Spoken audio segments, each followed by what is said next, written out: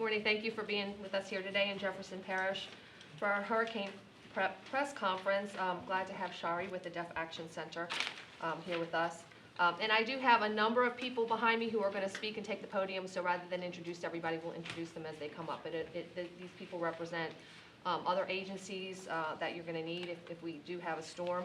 You're going to need updates from, as well as our own department. So I want to also introduce Mayor Robert Billiot from Westwego. Thank you for joining us today, Mayor. Thank you very much. Today is June 1st, and it marks the official start of hurricane season. So we should all have weather preparedness and all of this top of mind, and that's why we're here with you today. I want to assure you first that while it is the official start of hurricane season, during the off season, we as a parish have been very, very busy preparing for this time. So we've gone through trainings and discussions, and the two themes throughout all of the meetings we've had, all of the training sessions we've had, anytime we get together, kind of two themes that we have learned and are threaded through everything we do. First of all, the post-Katrina models that we were all so used to are obsolete. These storms are coming at us, they're approaching us more frequently, they're rapidly intensifying with their speed, and they're just arriving at our shores more quickly. What that means is that we have got to alter our timelines, we have got to alter our processes and be as flexible as possible to as much time as we have and be able to change those scenarios with what's given us. And that has been a thread throughout everything we've been doing in Jefferson Parish. In general, what that means for us is that we have less lead time to prepare. You know, I'll go back to Ida, what we lived through. Wednesday after council meeting, Sarah, remember we were in the hall, Sarah told me there's a storm brewing. At that time, Wednesday night when I went to bed, all spaghetti models were going to Texas. By Thursday, that area had increased from Houston to Mobile, over 4 states. By Friday, when I was in this building, it went from a Category 2 to a Category 4. Saturday was our last day to work, and we were all hunkered down by Sunday. There was not enough time to do what we would ideally like to do for our people, for our citizens, for our businesses during a storm. That is the model we're working on now. That is the way these storms have been, okay? So less lead time for us means less lead time for you, which means more preparedness on your part if you're a business or for your family. And that's why so many of us, all parishes, media are really stressing today is the start. Let's get in this mindset. All right, some of the things that we've been really aggressively working on. Internally, we've updated all of our emergency plans. We've gone department by department and saying if this scenario happens, this department has to be engaged. They need this training. They're going to stay here. This is where they're going to get their food, their water. We've gone through all of those. That's internal to us. Our emergency management team also, we've conducted a series of tabletop exercises over the years to give us different scenarios and how we would respond. We've performed shelter training. We know, like in Ida, we immediately had to shelter people from Lafitte, immediately, and what that looks like, and what kind of partners we need to bring in to take care of people. Some may be wounded, but maybe don't need hospital. So we need to do that. And then last month we executed, as we do every year, a public assisted evacuation exercise, which included what staff goes to help, and in partnership with the Human Services Authority to look at what needs that they're going to bring to the table. We've also made big investments here in the building that we're in, here in our emergency operations building for Jefferson Parish, and audio-visual, also some infrastructure improvements to even harden this building even more. And then new this year, we're going to launch a medical needs registry, and I'm going to let Sarah Babcock talk about that when she gets up to speak. So if you're, you know, it's not for everybody, but I'm going to give her the detail of the population. We want to know where you are. We want to know how to get in touch with you so we can follow up with you.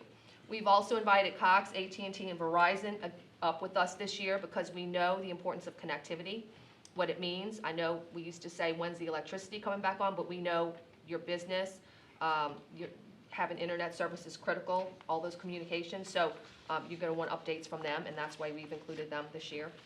And then we just want to make sure everybody understands that riding out a major storm is never the best option. We know a lot of people have generators now, and they're going to say, well, I can stay home now. You've got to look at what kind of storm is being presented to us.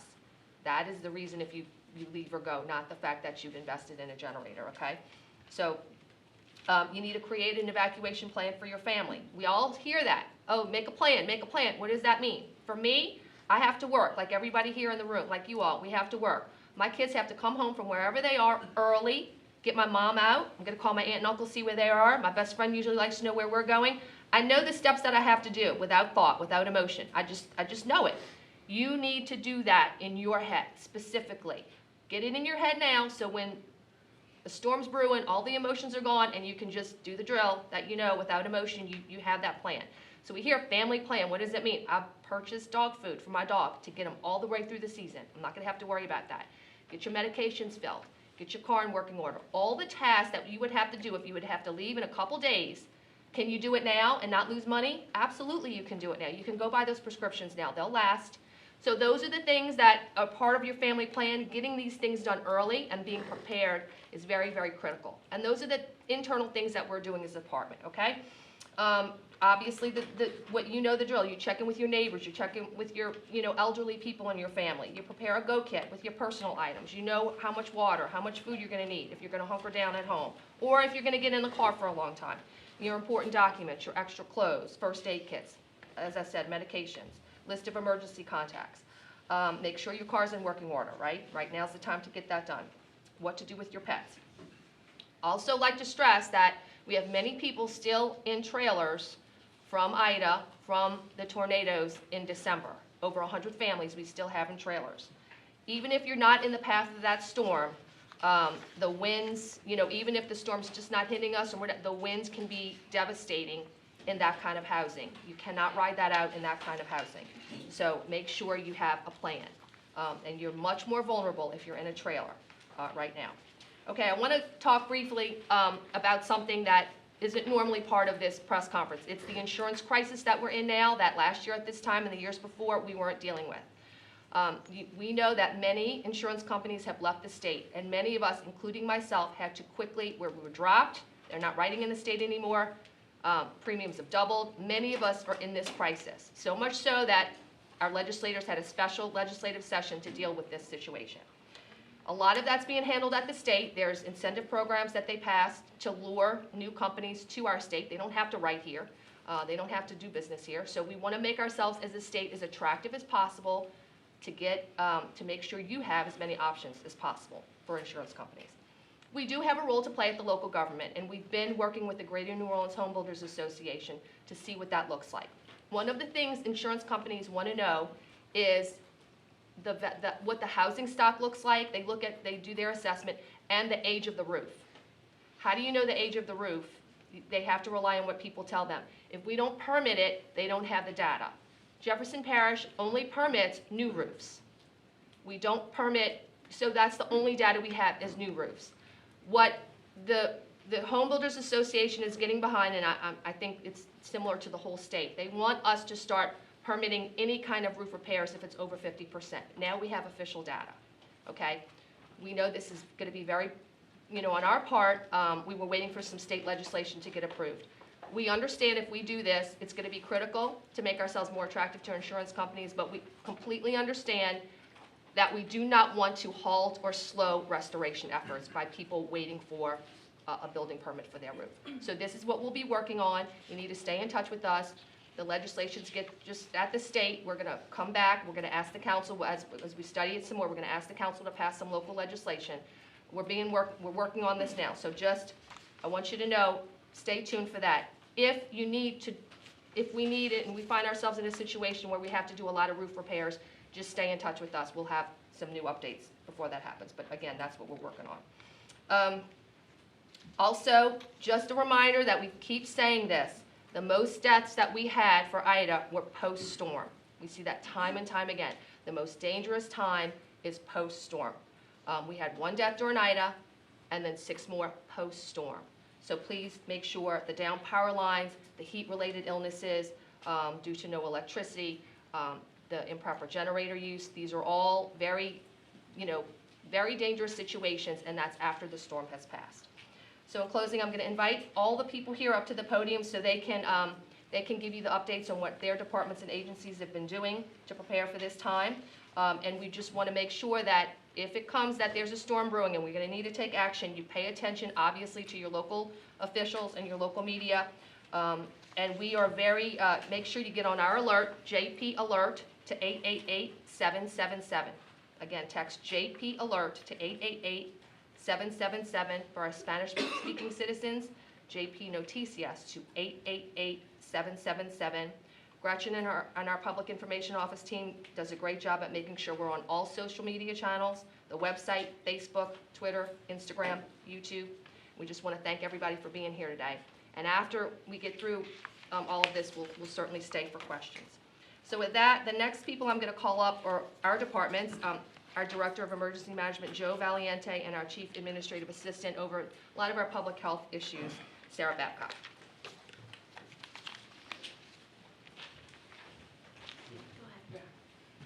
Thank you, Madam President, and good morning, everyone. So as the Parish President alluded to, we completely overhauled our emergency operations plan. It has been completely updated, and all 45 departments within Jefferson Parish participated within that overhaul. It took us about a year to actually get it done, and we think we have a really good product now that's updated, and it addresses the current challenges that Jefferson Parish has.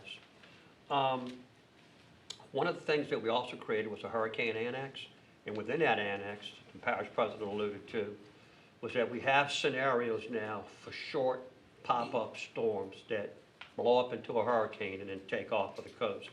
We have a disturbance right now as a perfect example that has developed in the Gulf. It doesn't appear that it's going to have the correct conditions to intensify, but the point is, if it did and it started to move our way, we have now more options that have been pre-scripted out, and this allows us to make better decisions, especially as it relates to the special needs, which Sarah is going to expound on. The other thing that we did was that we increased our fuel capacity to keep our wet fleet moving, which is important because our wet fleet is what moves all our resources and personnel around post-storm. Remember, Jefferson Parish keeps 700 essential duty employees behind. And so we hit the ground running the day after the storm. So we went from 6,000 gallons in our storage capacity to 30,000 gallons of fuel. And that allows us to keep all 6 Jefferson Parish service stations up and running 24/7. We cut it real close during Ida. We were day 14 and we were almost running out of fuel. Of course, you know that scenario, we lost it to refineries that produce gasoline in Louisiana, and so it was very difficult trying to get that gas from outside of the state. We also have contracts, though, with refineries outside of Louisiana now. So in the event that we do get caught on a shortage, we can bring in fuel from the outside. One of the big things that we noticed was power. We increased our generator capacity, and that includes our 5 shelters that we now have, and those are pre-staged at the beginning of the hurricane season, so that if a storm is coming, we know that those shelters that are designated that may have to be put into action, they will have the generator power and the wraparound services that go with that in terms of showers and bathrooms, additional bathrooms. Currently, we have 150 FEMA trailers that are occupied by Jefferson Parish citizens. And this is important. This is very important. Those trailers are not designed to withstand hurricane force winds or even tropical force winds. 6 months after Ida in Lafitte, we had a trailer that was toppled over by a strong line of thunderstorms, and the straight line winds exceeded 60 miles an hour and flipped the trailer over. Under no circumstances should individuals try to ride out a storm in a trailer or a mobile home. I want to address that we determined that after Ida, only 30% of the citizens evacuated. That left us with 70% of the citizens that stayed. This really slows down our post-damage assessment and recovery, and it delays it tremendously. We lost over 129 signal lights. We lost hundreds of signs. It took us at least 4 to 5 days to get all those 4-way stop signs placed at the major intersections. They removed all the lights that were obstructing the roadways. It takes us time to recover. If we have 50,000 cars driving around while we're trying to affect that recovery, it doesn't help us at all. Another thing that I want to mention about trying to ride out a storm, the National Hurricane Center this year, we went to a seminar and there was an individual who brought up a really good point. He said, if you lose two out of these three things, power, sewage, or water, you need to get out of town. If you lose two out of those three, power, sewage, and water, you need to get out of town. It's going to be a very difficult place to stay in. Gasoline is going to be difficult to get to. We don't know how long it's going to take for the grocery stores to open again. And that includes the medical part of this. We don't know how many doctors' offices are going to be able to reopen and how quickly, particularly if we lost power like we did in Ida. Another thing that I want everyone to understand that the National Hurricane Center was really adamant about, the best practice is to start de-emphasizing the error cone. De-emphasize the error cone and start looking at the warnings along the coast. Because these hurricanes, like the parish president indicated, was going to Texas one day, was going to Alabama the next day, and it hit us. So had you been worried about those warning signs, those warning graphics, you would have had a much better idea in terms of situational awareness of what your decision should be. If they issue a watch advisory, that should be a trigger to prepare. If they issue a warning, that should issue a trigger based on your preparation of the prior watch to evacuate. So, research indicates that individuals who plan ahead, who have a small kit available, are like 80% more likely to evacuate because they're already ready. They're like already set to go. So that's very important to us. Last thing I want to talk about is contraflow. It's important that the public understand that contraflow is a mechanism of last resort. We cannot initiate contraflow early because what we're doing for that air time from H72 to H30 is we're bringing in resources to the parish. That's coming from the state, it's coming from other parishes, and in some cases, federal assets, the National Guard. We simply can't block that ingress until H30 or sometimes H20. But at that point, it's really too late for you to get on the interstate and get caught in all that traffic. So you have to heed our warnings. When we issue an evacuation warning, you have to heed it. You have to be prepared and you have to leave. Thank you very much. Ms. Babcock? Thank you. Good morning. As you've already heard said before me, we are looking at all of our scenarios and how do we move people out quickly, how do we shorten our evacuation timelines, but also what happens if we get stuck in a situation where we don't have enough resources to get everyone out prior to a storm. And in that circumstance, we will prioritize people who are medically vulnerable. And so today, we are announcing an updated medical needs registry for Jefferson Parish. This is for individuals who are living at home, not for nursing home residents and assisted living residents. You will need to evacuate with your own facility, but for individuals living at home with severe medical needs. You're bedridden and you cannot sit up for more than 4 hours at a time. You are on multiple medical devices and that you're required to have feeding tubes, ventilators, suction machines. If you are on an oxygen concentrator 24 hours a day, things like that, it's important that we know about you ahead of time so that we can make plans. It's not a guarantee that we will be able to get you out for every storm, but by knowing who you are, we'll be able to better prepare in the event. You can go to jeffparish.net/JPAware. We have a new hurricane dashboard on there, and under the evacuation piece, you will find the link to complete the registration form. We prefer that you sign up online, but if you need to call in and have someone assist you, you can call 504-323-1818. and leave a message, and we will get back to you and fill out that form with you. Today we're also announcing a new volunteer program, the Jefferson Parish Medical Reserve Corps. The Medical Reserve Corps is a national program that allows local governments and health departments across the country to recruit volunteers to assist in things like pandemics like we had in COVID-19 or other disasters such as a hurricane. And so following COVID-19 and Hurricane Ida, it's really shown us that we have a gap where we need to have additional people assist us with skill sets that we don't have employees who have those skill sets.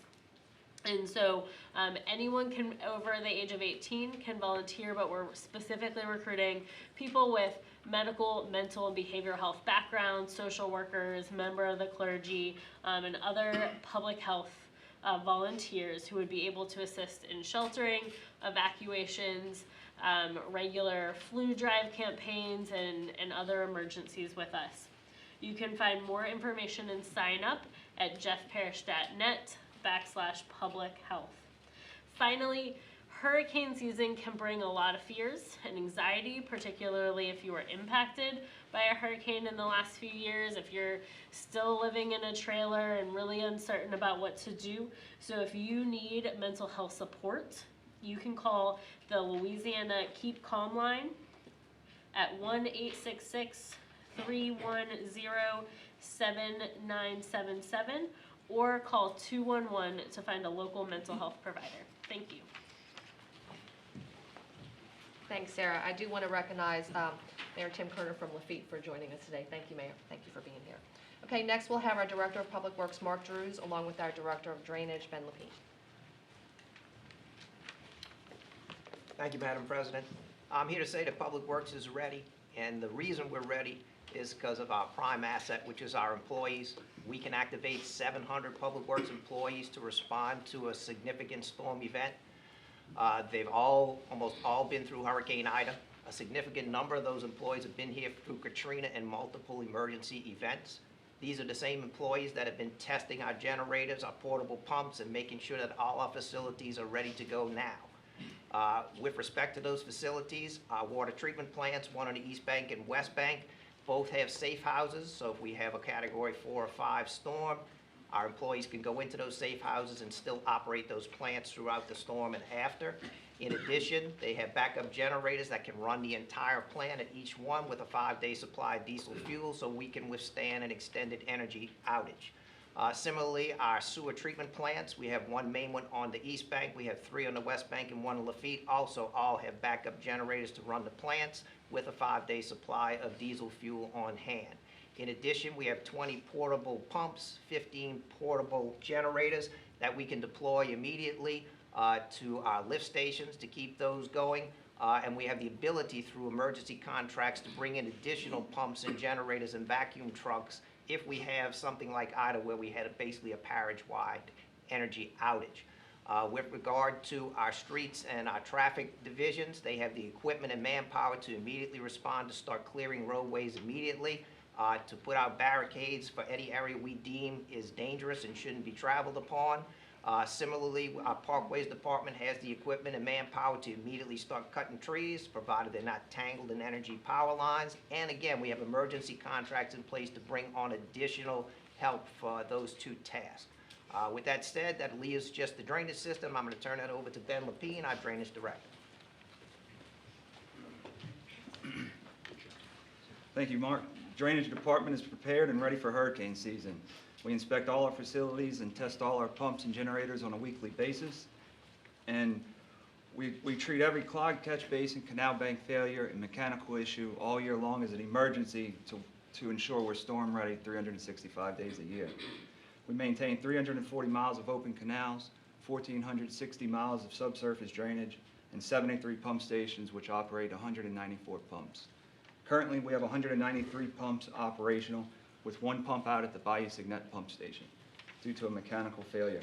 It's expected to be repaired by mid-July, and we do have redundancy at that pump station so we can ensure we can meet our design standards.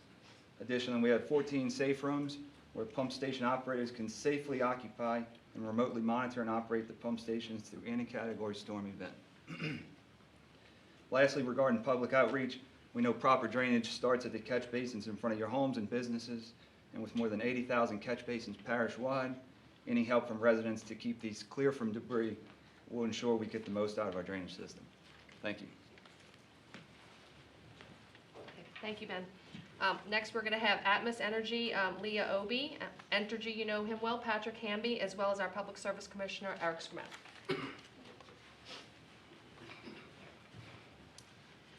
Atmos Energy continues to monitor and prepare for hurricane season. We want you guys and your families to always be safe.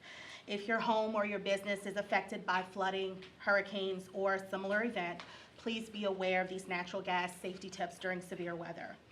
During a natural gas emergency, we want to make sure that you guys are not turning off the gas at your meters yourself. Always make sure to reach out and call an Atmos Energy professional who can assist you with those things. And that number is going to be 1-866-322-8667. Know where your natural gas meter is located. Make sure it's visible and free of trash and debris. Mechanical equipment used to clean up after a storm may damage the meter if it is hidden. Atmos Energy customers experiencing a natural gas outage or a service interruption should contact us at our customer service number, which is 1-888-286-6700. We also want to remind our Spanish-speaking customers that we have bilingual customer service agents who are eager to help and can assist them if need be. After a storm and it is deemed safe, we will come out to restore service or begin working on service. Our employees are going to be in contact with our local EOCs, as well as, if it is deemed necessary, we will have extra support coming from Texas and Mississippi. So customers will be restored as quickly as possible once the area is deemed to be safe.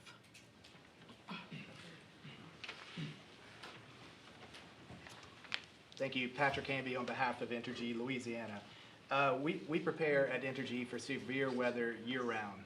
Whether it's proactive preparation or reactive, to storms that pop up, thunderstorms, ice storms, whatever it may be. It's a 24/7 preparation and lifestyle, if you will, for Entergy employees. 2020, 2021, everybody knows, was very active. We had Laura, Delta, Zeta, Ida. It's evident, as many have said, the severe weather is coming more frequently and more intense, but it doesn't matter. Even if there's a low forecast for this year's hurricane season, it only takes one to hit the right spot, so you have to be prepared. What Entergy does to prepare, we adapt to these types of events. I mentioned the hurricanes. We do have severe weather, such as ice storms that can affect our gas supply that supplies power to our power stations, our generators, so we've adapted to that as well.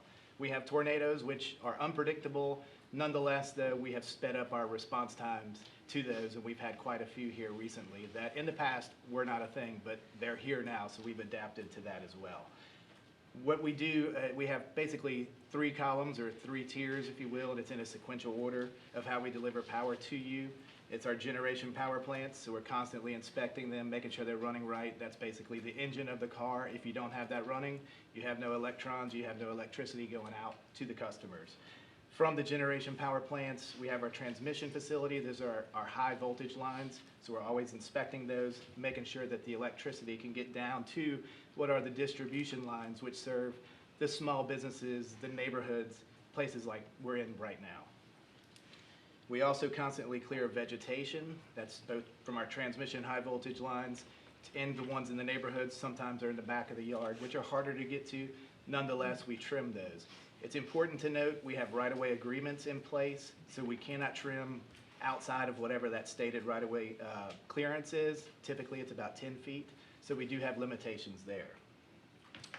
And everyone has said this before, you have to have your own plan to help you prepare and to make a plan and decide whether or not you're going to stay. We have some estimates, and I'd like to caveat these estimates. This is the estimated restoration times for the various categories. It is an estimate. You don't know if you're going to be in the most dangerous, heavy, hard-hit zone. You may not lose power. You may be restored the first day. Nonetheless, these are some estimates to help you prepare. For Category 1, 70% of customers should be restored in 2 to 3 days. Worst case scenario will be 7 days. Category 2, that 70% restoration would be 4 to 7 days. The hardest hit areas could be up to 10 days. Category 3, 70% in 6 to 9 days. Hardest hit would be 14. For Category 4, that 70% restoration time frame is 7 to 11 days, with the hardest hit areas being up to around 21 days. We have not experienced a Category 5.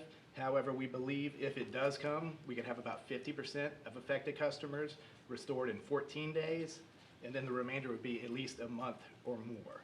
So visit our EnergyStormCenter.com site for preparation plans, our restoration processes, and much, much more information.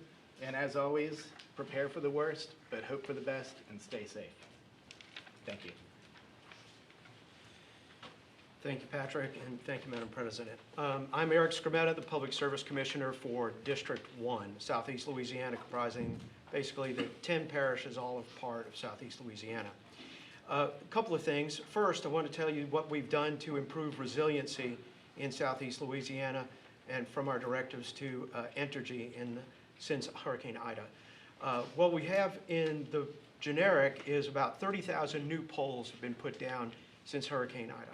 Those have been replaced, older poles that were knocked down and needed to be changed out, and have been put in with the more durable utility poles that can withstand more higher velocity winds. The second thing that we've done is improve the transmission tower situation, where we lost a major transmission tower between Bridge City and Harahan, Louisiana. That new transmission tower is nearly 500 feet tall. It weighs over 600,000 pounds, and it has a much higher wind resilience than the previous transmission towers. And I suggest that if you have an opportunity to take your cameras out there and take a look at this structure, you will find it to be incredible and massive and a real feat of engineering that should serve the public for a long time to come. One of the things that's very important for Jefferson Parish is the work that has been done in Grand Isle.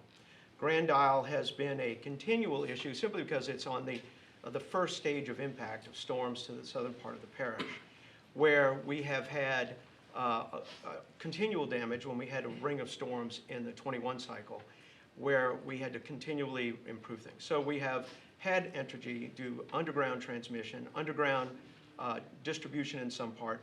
We have had the substation there move to about 20 feet above sea level. We've also made the transmission through Caminata Pass over towards the port go underwater.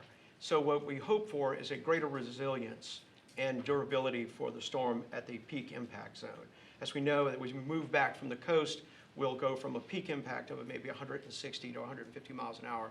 By the time it gets up to Jefferson Parish, we're looking in the 100 to 110 mile an hour max capacity impact. So as we move back, we're hoping for a reduction in that.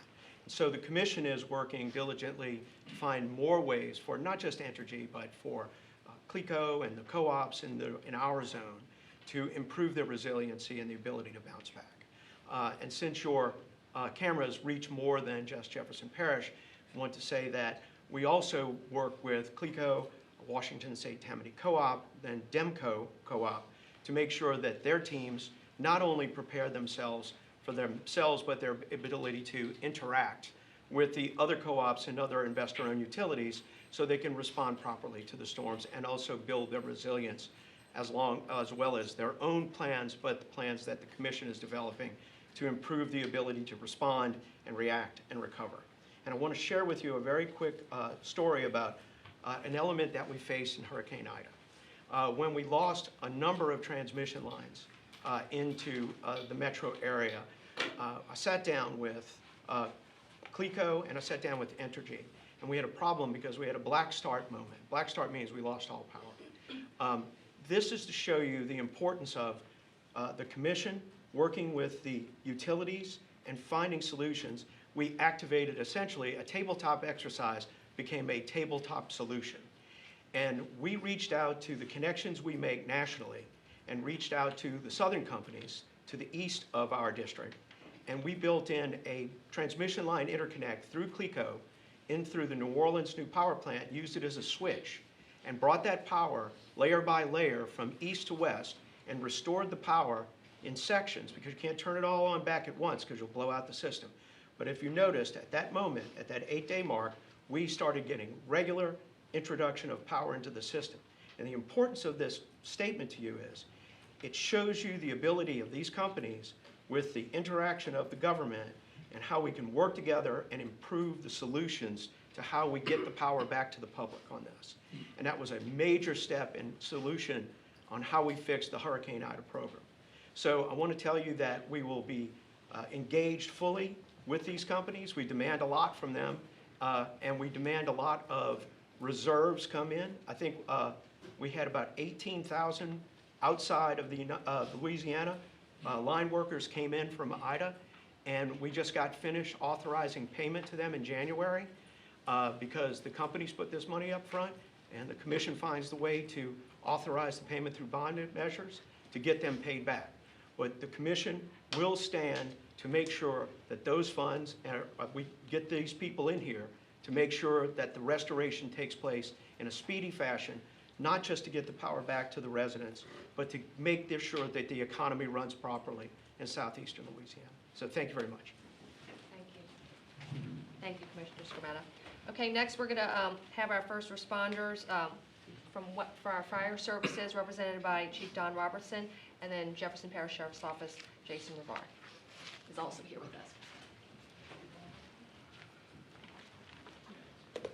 Thank you, Madam President. Good morning. Jefferson Parish Fire Services, all Jefferson Parish Fire Services are prepared for the 2023 hurricane season. All departments, equipment, specialized rescue squads, boats are all placed in position if needed during this hurricane season again. But as you heard everyone before me say, as we prepare the fire services, the sheriff's office, you need to prepare also.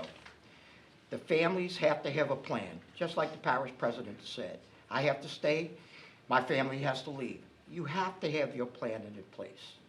What I'd also like to say is, when you get information from the parish, that is the most updated equipment that you will hear. If the parish makes a recommendation to leave, if you have the opportunity, leave Jefferson Parish, because, as other people said this morning, okay, there will be times that emergency services will not be able to respond, depending on the severity of the storm. Mr. Hanley from Entergy, his people can't get up in buckets at a certain wind speed. We cannot send our emergency responders out in the weather that we had for Hurricane Ida. If you stay here, that will prevent us from doing our job when it is time for us to get out. In closing, what I want to say is like the parish president said again, we have had trouble after the storm. Myself and all the members of our partners are going to present the generator safety if you are using a portable generator. It is the basics of telling you how far it goes from is to be placed from your house and where it shouldn't be, not in your garage. Even though the garage doors is open, don't put a fan in your garage and think it's not going to let carbon monoxide get into your house. It will. And every chance that I have, and hopefully you don't have to see me again because we have a quiet hurricane season, we are going to ask you, if you're going to stay, please have a carbon monoxide detector in your residence. I stopped on my work this morning at a local home improvement center, and you can buy a simple battery-operated carbon monoxide detector for less than $20. In this brochure, it tells you that you should have one on every level in your house in your sleeping areas. For $40, if you're going to stay here, if you live in a 2-story house, you can protect your family to let you know there's a carbon monoxide leak from your generator or whatever. Hopefully we will have a safe season, and again, you won't have to hear from us. Thank you. Okay, from our flood protection authorities, the regional director of our Southeast Louisiana Flood Protection Authority West, Nick Calley, and then the regional director of the Flood Protection Authority East, Kelly Chandler. Good afternoon. The Flood Protection Authority West manages 80 miles of levees, flood walls, and flood protection components on the West Bank. We are fully prepared for this hurricane season. We prepare year-round. We've inspected and exercised every component of the system. We're confident it's going to work as designed. We've proven during Hurricane Ida that the system can perform exactly as designed and take on the 100-year storm. So we encourage everyone to be safe, have a plan, and please listen to your elected leaders as we go forward. Thank you. Good morning, I'm Kelly Chandler, the Regional Director of the Flood Protection Authority East. We operate and maintain the Hurricane and Storm Risk Reduction System on the East Bank in Jefferson, St. Bernard, and Orleans parishes. It consists of 192 miles of levees and flood walls, 246 gates, and a 1.8 mile long stretch of storm surge of a barrier. We are ready for the hurricane season. We have exercised and inspected all of our gates. We have completed our quarterly and annual inspections of all of our levees and our flood walls. We're ready for the hurricane season. I want to thank all the men and women that operate and maintain that system on a daily basis. Without them, we wouldn't be here. So we're ready for hurricane season. Stay safe. Have a plan. Thank you. Thank you so much. Okay, next we're going to have from Cox, Christina Sari, AT&T, Eric Jones, from Verizon, Trent Griggs, and then T-Mobile, Nicole Hudnick. Thank you guys for being with us. Good morning, Christina Sarai, Director of Government Affairs for Cox Communications. When severe weather hits, we know that it is more important than ever to stay connected. Cox prepares for natural and man-made disasters year-round. We also reflect on lessons learned to make improvements to our storm recovery process. As with every storm, our top priorities are the safety of our employees and reconnecting the communities that we serve. If our services are impacted by a hurricane, Cox service technicians are mobilized as soon as conditions allow to limit outages and ensure services are restored as quickly as possible. A timely restoration period is always our goal. Our services depend on commercial power, so we often follow the path of power companies when restoring our Cox services. We also partner with city and parish officials to provide timely and accurate communications to residents and our customers during the recovery process. With each storm, Cox activates a dedicated hurricane information hub on our website, cox.com, where customers can access safety tips, detailed FAQs, and service restoration updates. We also send text and email alerts to our customers. The best way for our customers to stay up to date during the storm recovery process is to sign up for text alerts on cox.com. We appreciate the opportunity to be here today, and we are committed to working closely with the parish and other service providers to ensure we are well prepared for the 2023 hurricane season. Thank you.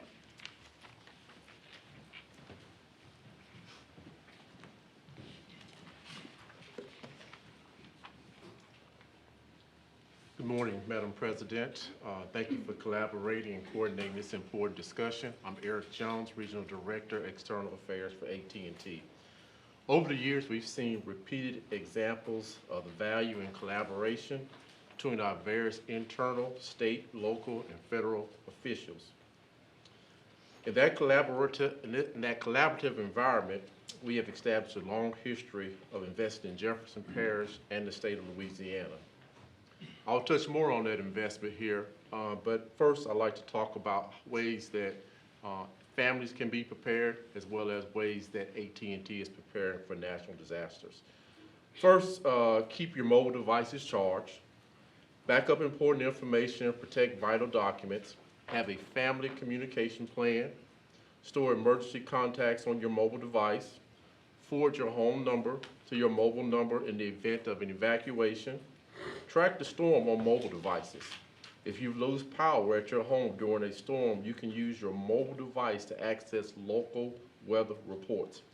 Take advantage of cameras and smartphones and use location-based technology. These services can help you find evacuation routes and track lost family members via mobile phones. How AT&T is preparing. While viewers at home during that time, AT&T is going to be hard at work with its own preparation plan. AT&T is committed to providing reliable communication. We have a team of meteorologists who help monitor our network 24/7 and can be valuable resources to a disaster area very quickly. We have one of the industry's largest and most advanced disaster response programs to help keep wireless and wireline communication running during times of disasters. Before hurricanes, AT&T teams are boosting network capacity to accommodate increased call volumes. We test high-capacity backup batteries located at cell towers. We stage extended battery life in portable generators and maintain existing fixed generators. We top off all our generators to ensure fuels are available at those sites. We stage additional generators in safe locations for immediate deployment once a storm has passed. And we embed employees at EOCs and local resources to help in those times of needs. Our national disaster team maintains a fleet of equipment at more than 20 warehouses and stages yards, allowing for a rapid response across the entire country. In short, our team is trained, experienced, and prepared to act swiftly to respond to storm events and help restore communities. Now, briefly, I'll touch on some of the investments that we've made. Across the state, we've invested in over 200 new towers, and we made over 1,000 upgrades, with a large number of those upgrades being right here in Jefferson Parish. We spend millions of dollars hardening our network to those critical fiber routes to ensure that our services are more reliable during times of disaster. And finally, I'll say that we've invested heavily in Jefferson Parish and our fiber networks, which keeps our network more reliable and safe during times of disasters, whether you have commercial power or not. Thank you again for your time today and for the opportunity to work with each of you.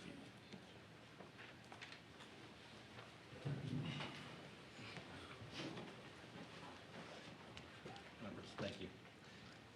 I'm Trent Griggs, a Verizon Response Manager for Louisiana, Arkansas, and Mississippi. Hurricane season is here, and the Verizon team is working to ensure people and assets are ready to be deployed at a moment's notice. Our asset recovery efforts are crucial to communications locally.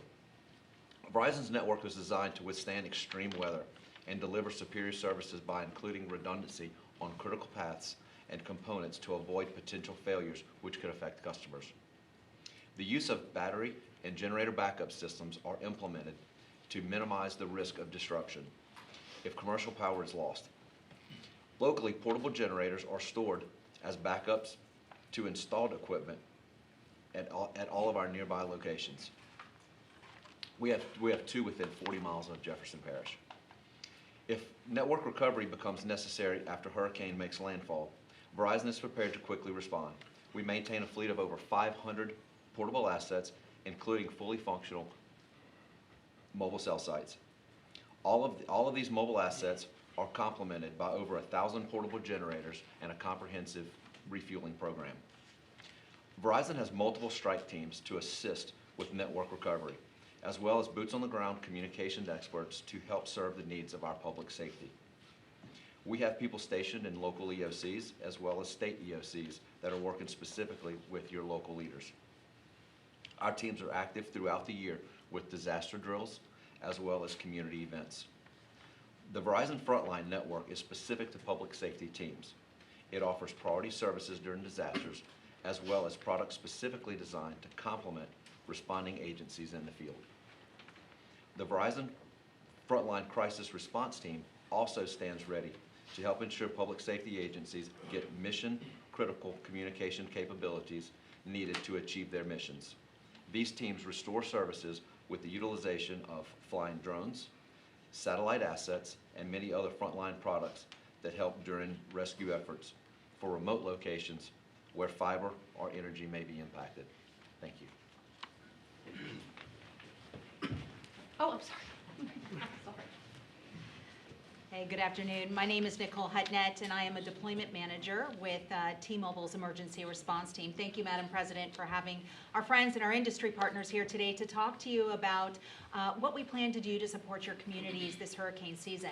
You know, we know following a storm or a major disaster that communication is critical. People need to be able to connect to their loved ones nearby and far away. We know that first responders need service in order to deliver crucial information to their communities and be able to respond to the impacted region.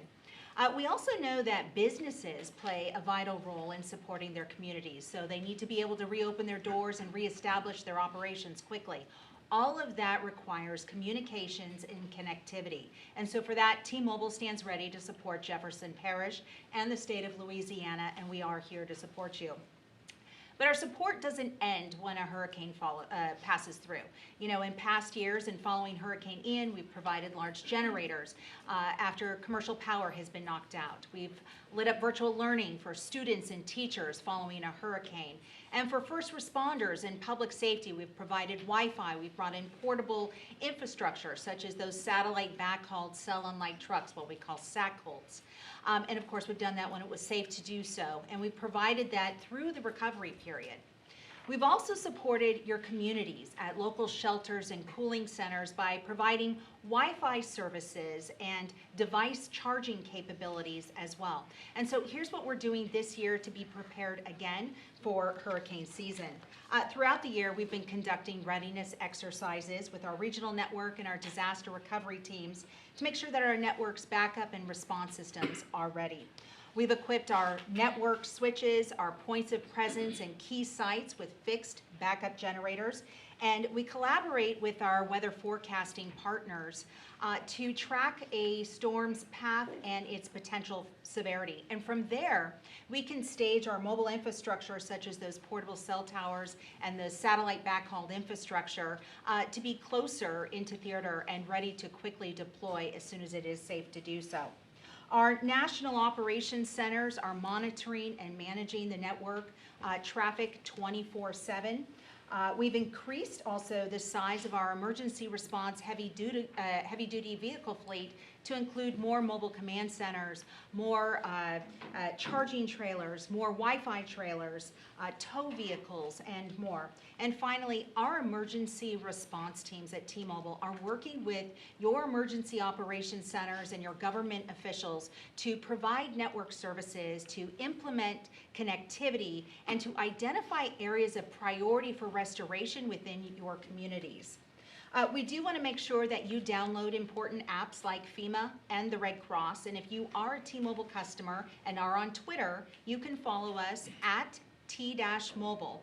There you can get important information and alerts before, during, and after a storm. And I want to thank you again for having T-Mobile and all of us here to talk to you about our plans. T-Mobile's #1 concern is for the safety and the well-being of the community. Thank you.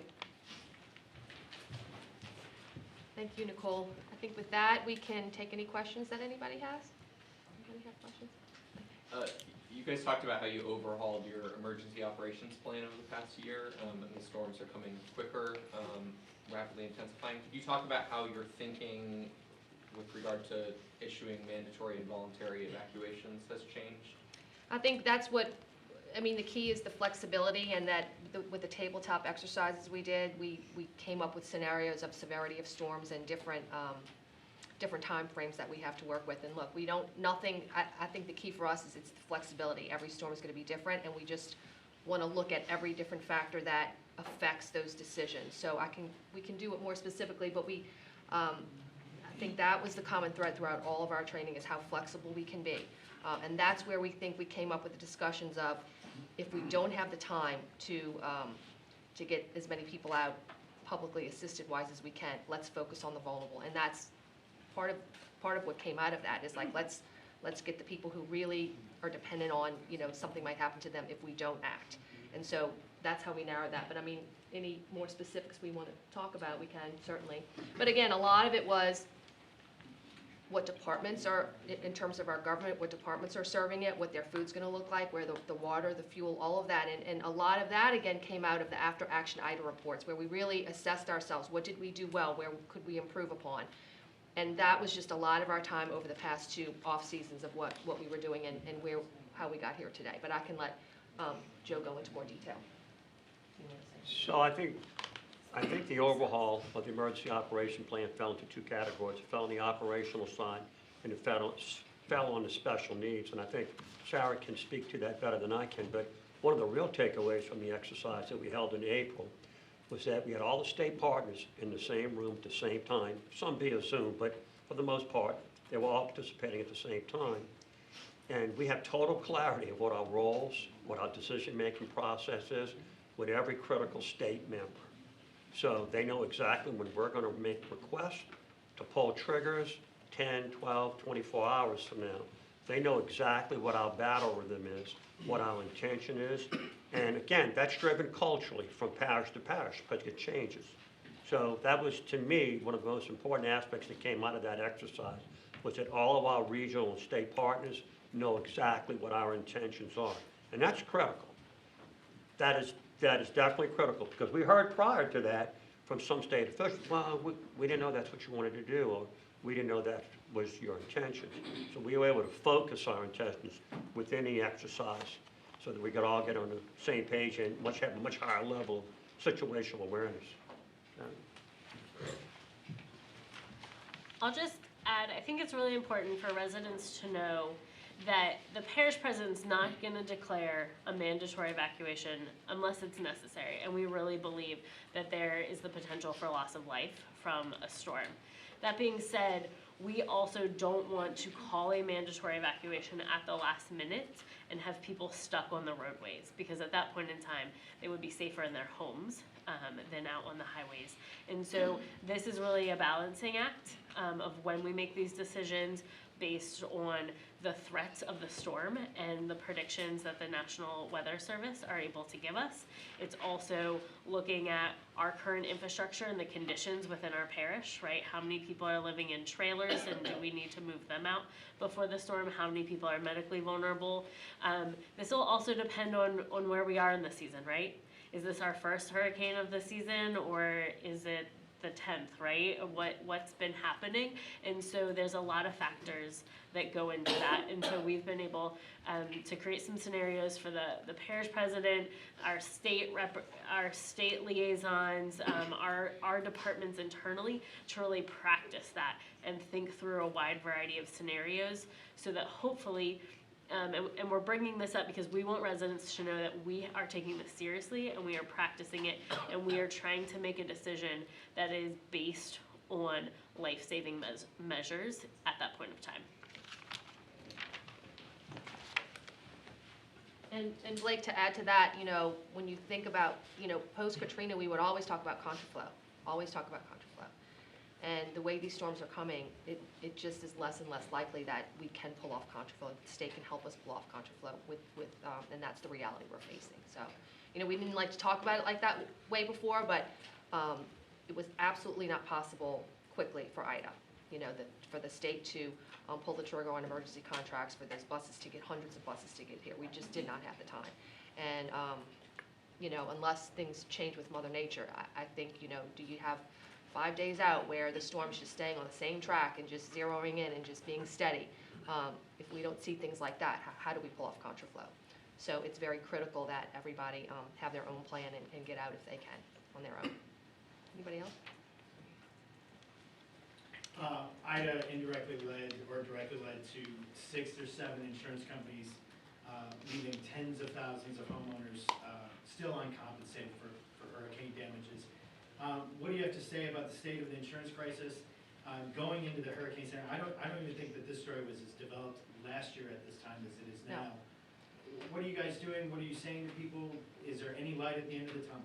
Yeah, so last year we were talking about risk rating 2.0 and flood insurance, and that was the topic of all our discussions. A lot of our meetings were on the flood insurance and FEMA's new way of evaluating that, but that was 18% increases a year, and we did that the first year, and we knew year after year 18% increases. We did not know what was going to happen, and I was part of it. My insurance company dropped me very quickly. I had to find somebody, and I'm paying more than double of what I was paying before. On a market that I probably wouldn't want to be in, you know, right on a surplus line. So, so that's very critical. And over the past several months, we've met with the Home Builders Association. And look, a lot of this is done at the state, but I'm all about what can we do at the local level. We have a role to play in this, and that's why I kind of touched base a little bit on it about the data that insurance companies, that they get in other states that they might not get in this state, and how we go about doing that. which is the permitting process for re-roofs, and that's the official data. But it will take, at the state level, there was legislation that would allow for video and photographic evidence that you took this picture at this place, and we can look at it and develop that, because I'm not gonna have the staff to get in the permitting process on re-roofings, going out there and checking it. I will hold up restoration efforts. I will hold up people who are trying to get into their house, get a new roof before the next rainstorm, right? We know what that's like. So we needed that to pass at the state legislature, and then we're ready to start making the local laws to make that happen and get the word out about that. It's a big change for us. Permitting, roof permitting after a storm would be a huge change for us.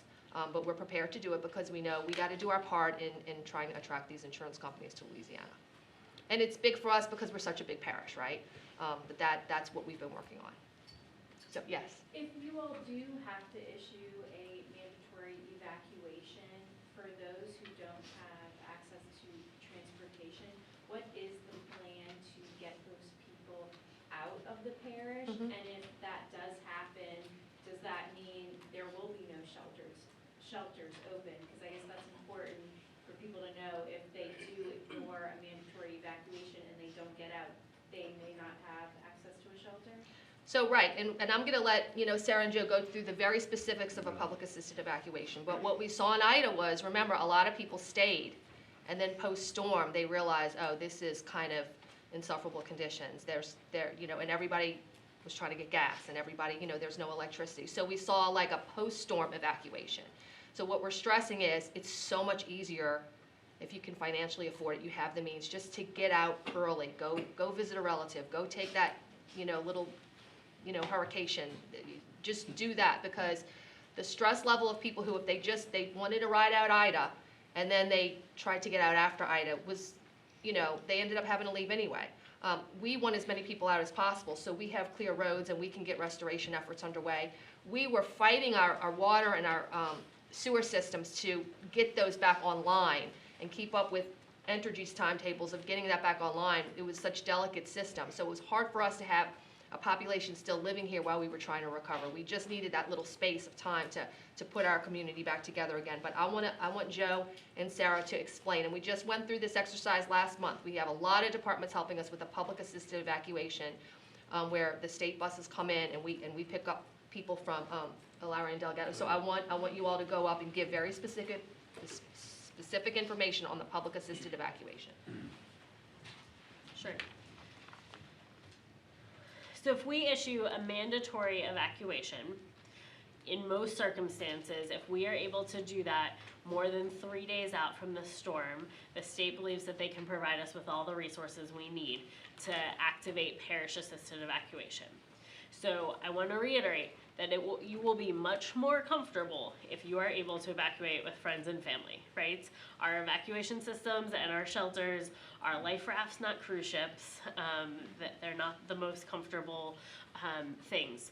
But in that circumstance, if you do not have a way out of town, we will have transit buses that run all of the normal bus routes throughout the parish. So you can go to any bus stop, get on, and it will take you to one of two parish pickup points. We have an East Bank location and a West Bank location.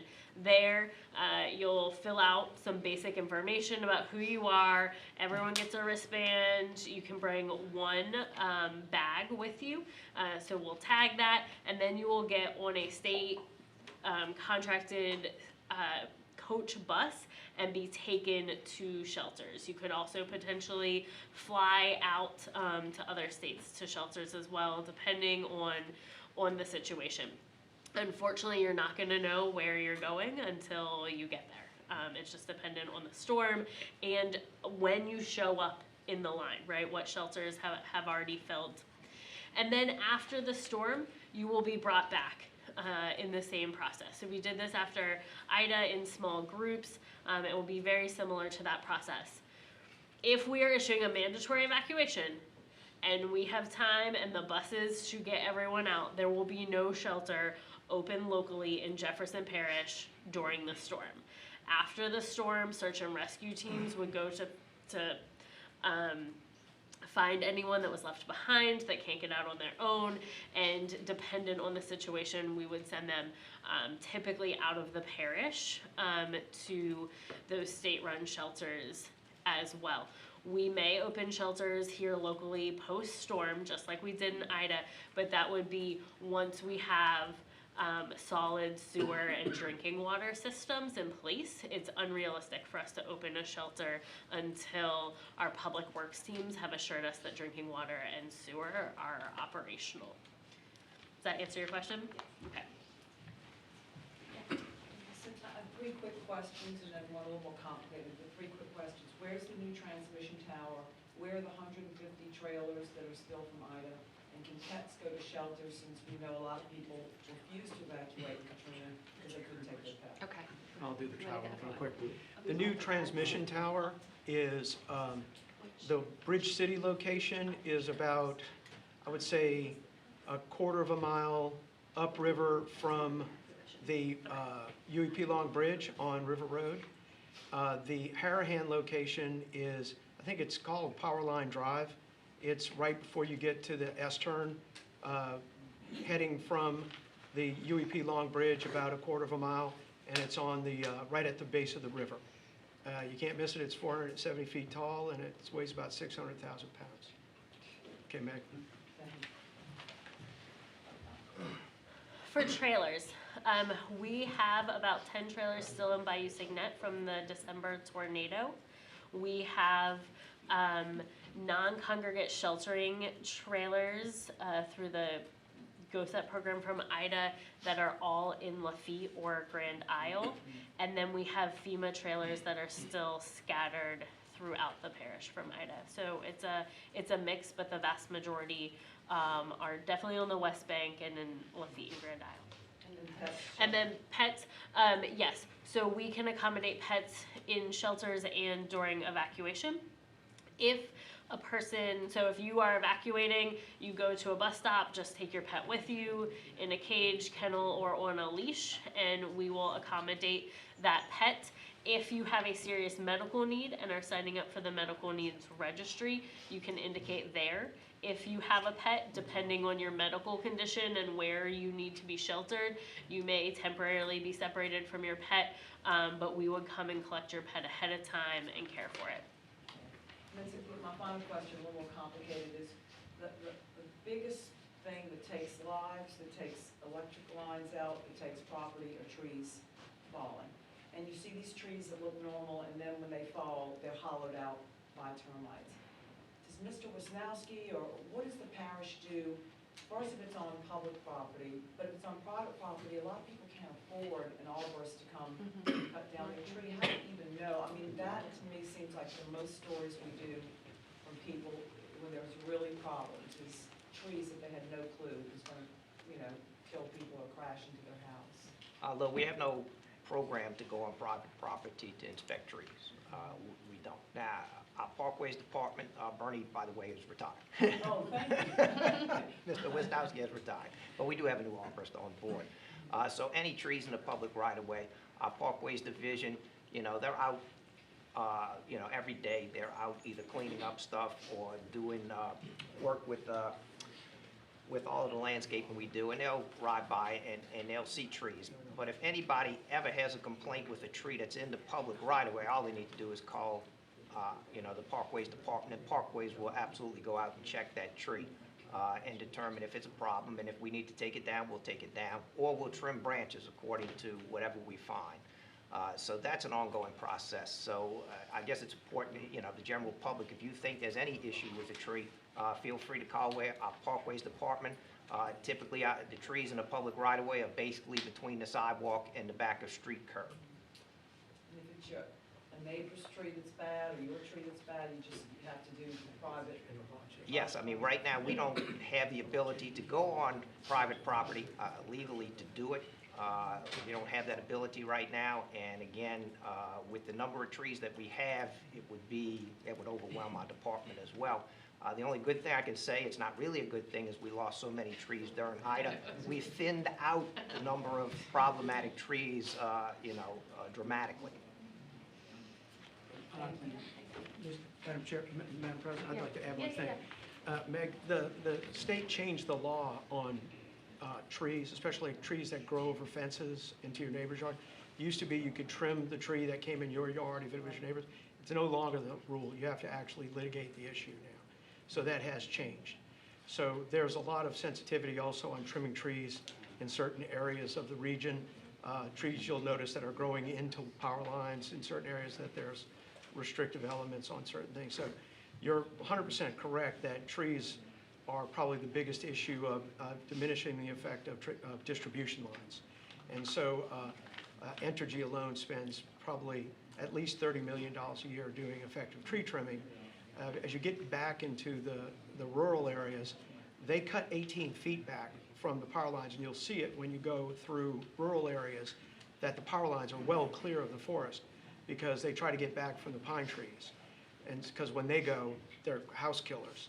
But, and when we get into communities that are sensitive about, they don't want trees trimmed, it's a political issue that people like, but for the most part, you'll see now that the tree trimming takes place above the communication lines, but it still presents a problem. But private property issue on private trees on private property it is a civil law issue that it becomes difficult for a government to Say intercede that on. again, you can't, if a branch is over your property, but You- the tree's you're no above, longer allowed you to can cut it. longer- No. But are y'all allowed to trim a private tree Oh, there's that's no- messing up power lines? The Entergy can trim anything that comes into a power line, Okay, no, private but or- there is sometimes conflict over communities about, especially if you go into the city of New Orleans area, you can see it heavy along typical boulevards that have excessive tree growth into power lines and that are, they don't go and trim it simply because of issues of restraint.